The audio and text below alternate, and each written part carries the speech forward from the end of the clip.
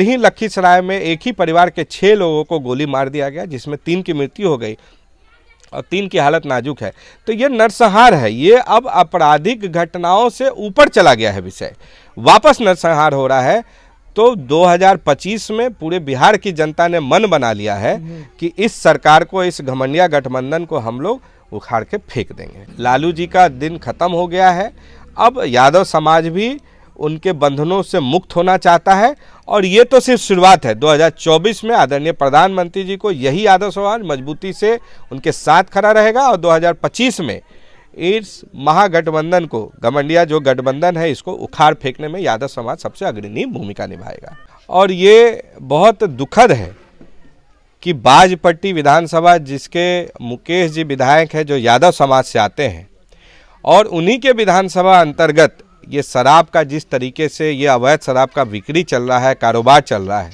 हम आह भी करते हैं तो बदनाम हो जाते हैं, वो कत्ल भी करते हैं तो चर्चा नहीं होता। जी हाँ, ऐसा ही कुछ आजकल बिहार में हो रहा है। आजकल बिहार में शराब कांड हो रहा है, जहरीली शराब से लोगों की मौत हो रही है हर जगह। जैसा कि लखीसराय में जो कांड हुआ है, छठ घाट से लौट रहे परिवार के 6 लोगों को गोली मार दी गई। ये बिहार में क्या हो रहा है? कुछ दिनों पहले बिहार के राजा पर गांजा हावी हो जा रहा है, ऐसा ही कुछ बिहार में आजकल हो रहा है। इसी सब मुद्दे पे हमारे साथ बात करने के लिए मौजूद है बिहार प्रदेश भाजपा के कोषाध्यक्ष आशुतोष शंकर सिंह। तो सबसे पहले स्वागत है आपका न्यूज एक्शन बिहार में। आपके चैनल के माध्यम से आपके सभी व्यूअर्स को मेरा सादर प्रणाम। तो ये बिहार में से सीतामढ़ी जिले से आप आते हैं, ताल्लुक़ रखते हैं। सीतामढ़ी जिले के बाजपट्टी शायद, वहीं पे 5 लोगों की मौत हो गई है जहरीली शराब से। नेता प्रतिपक्ष विजय कुमार सिन्हा भी आए हुए थे। और कहीं ना कहीं पूरा शराब कांड जो मिलता जुलता आ रहा है बिहार में, लगातार ऐसे कांड होते हुए आ रहे हैं। तो इस सब पर क्या कहना है आपका?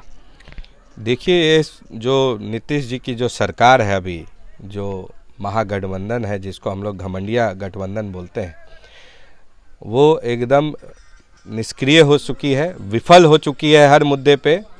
और नीतीश जी के द्वारा लाया गया जो शराब का जो बंदी था, वो पूर्णतः फेल है। और ये बहुत दुखद है कि बाजपट्टी विधानसभा, जिसके मुकेश जी विधायक हैं जो यादव समाज से आते हैं, और उन्हीं के विधानसभा अंतर्गत ये शराब का जिस तरीके से ये अवैध शराब का बिक्री चल रहा है, कारोबार चल रहा है, उसमें यादव समाज के ही 5 बच्चे, उसकी दुखद मृत्यु हो गई। कल हम लोग के भाजपा के नेता प्रतिपक्ष आदरणीय विजय कुमार सिन्हा जी और पूर्व मंत्री प्रेम कुमार जी के नेतृत्व में हम लोग पूरे जिले के सभी विधायक, पूर्व विधायक, पदाधिकारी और हजारों की संख्या में कार्यकर्ता उन सभी गांवों में जाके उनके परिवारजनों से मिले, उनके साथ संवेदनाएं प्रकट की। और हम लोगों ने देखा कि कैसे माएँ बिलख बिलख के रो रही थी, कैसे उन बच्चे जिनकी मृत्यु हुई, उनकी पत्नी बेवा हो गई, उनके छोटे छोटे बच्चे थे, और हम लोगों के आँख आंसुओं से भर गए थे। हम लोग बहुत इमोशनल हो गए थे इस दृश्य को देख के। लेकिन नीतीश कुमार के सरकार को, नीतीश जी को, उन लोगों को थोड़ा भी उनके आंख में पानी नहीं है। और देखिए, सब लोग मिलके इस धंधे को चला रहे हैं, जहाँ पे पूरे सरकार के मंत्री, विधायक और प्रशासन सभी लोग इसमें संलिप्त हैं। तो क्या कहिएगा, ये तो पहली बार की घटना नहीं है। जब नीतीश जी आपके साथ थे तो उस समय भी जहरीली शराब कांड होता ही रहता था, और इस समय भी हो रहा है। तो कोई आम बात है नहीं बिहार के लिए, तो हमेशा प्रचलन चल गया है शराब कांड से मौत का। देखिए, जिस समय ये जहरीली शराब के पहले भी जो घटनाएं हुई, तो हमारी पार्टी ने ही इसका विरोध किया। और जहाँ पे नीतीश जी ने ये बोला कि जो मर गया है तो मरने दो उन लोगों को, पियोगे तो मरोगे, ऐसे वाक्य उन्होंने बोली थी। तो हमारी सरकार ने ही धरना प्रदर्शन सड़क से लेकर सदन तक किया था, और जिसके कारण उनको झुकना पड़ा, और उन्होंने सभी परिवार वालों को 4-4 लाख का मुआवजा दिया। लेकिन बात यहाँ मुआवजा की नहीं है, बात है कि ये कब तक ऐसे बिहार के परिवार के लोग, हमारे परिजन इस तरह से जहरीली शराब से मरते रहेंगे। आप बंदी लाए हैं तो उसका पूर्णतः सफल बंदी लाइए और इस पर विचार कीजिए। और उससे भी ज़्यादा दुख की बात है कि आज के डेट में वापस जंगल राज वापस आ गया है। 90 के दशक का दिन फिर से सबके सामने नरसंहार हो रहा है। कल ही लखीसराय में एक ही परिवार के 6 लोगों को गोली मार दिया गया, जिसमें 3 की मृत्यु हो गई और 3 की हालत नाजुक है। तो ये नरसंहार है, ये अब आपराधिक घटनाओं से ऊपर चला गया है विषय, वापस नरसंहार हो रहा है।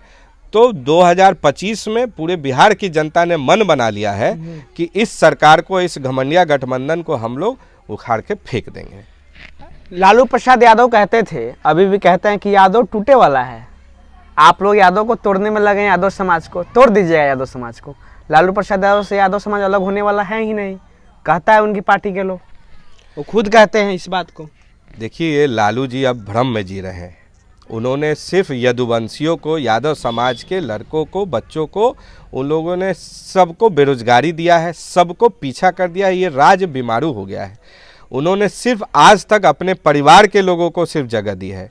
जब वो चारा घोटाला में बाहर जा रहे थे, अंदर जा रहे थे जेल में, और गद्दी जब छोड़नी पड़ी तो उन्होंने अपनी पत्नी जो अनपढ़ थी उसको मुख्यमंत्री बना दिया।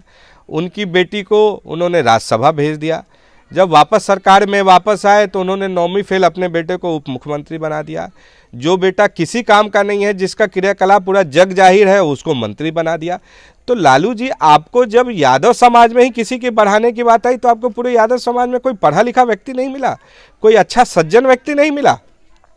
तो ये अब यादव के जितने भी युवा पीढ़ी हैं उन लोगों ने इस चीज़ को जान लिया है कि जहाँ पे देश एक तरफ चांद पे चला गया है, हम रफेल की बात करते हैं, हम शिक्षा नीति की बात करते हैं, हम स्वास्थ्य की बात करते हैं, उस तरीके से लालू जी अभी भी लालटेन युग में लोगों को जीने के लिए विवश कर रहे हैं। तो अब जो युवा जो चेहरे हैं यादव के, उन लोगों ने अब उनकी गुलामी को उन्होंने छोड़ दिया है।